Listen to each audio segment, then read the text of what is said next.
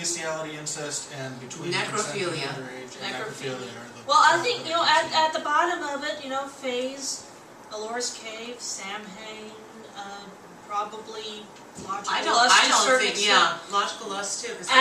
You know, at the base of it is romance. Yeah. You know, they want, readers want the hot stuff, but they want the love. And all of those things are all of those things, that whole list, what they have all in common, are consent problems. Yes.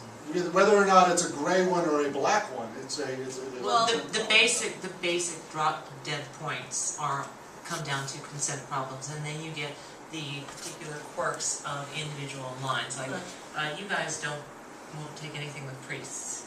We do not. I recall that. And I know Alora's Cave, Raylene Gorlinsky, who is the executive editor at Alora's Cave, or she might be another position, but she has told me she has rejected priest fiction as well.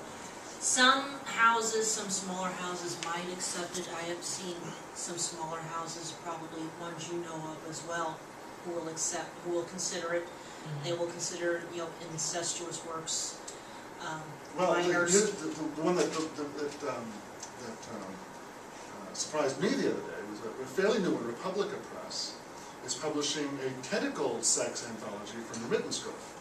Mm-hmm. And it's a small, new EPUB thing, and they kind of want to go in an edgier direction with what they're doing, and so they're doing stuff where consent is murky, but one of the participants in it isn't human. Well, I have something interesting to add on that. A couple of years ago, we published a novel, an historical novel, by one of our best-selling authors, where the consent was sketchy.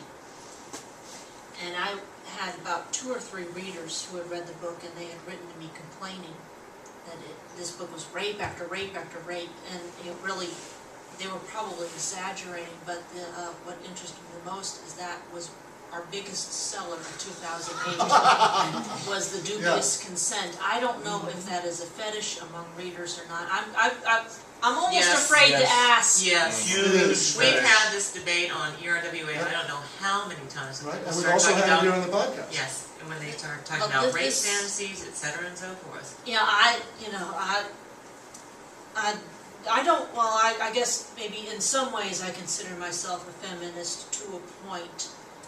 You know, where if I see something, you know, I turned away a number of rape fantasy fiction.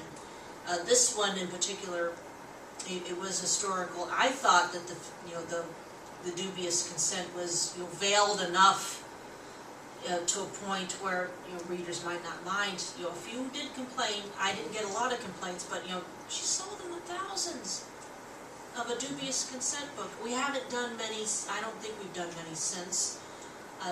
I was a publisher at that point. I'm now executive editor. I have stepped down to pursue other interests. But, you know, it's not a particular fantasy of mine. But, you know, I have to ask myself, is this something that, you know, can I sleep at night, you know, well knowing that I accepted this work for publication? I'm almost, you know, ashamed to admit, you know, maybe there's a little bit of personal bias in some of the stories. I don't think that you can avoid there being a personal bias. I mean,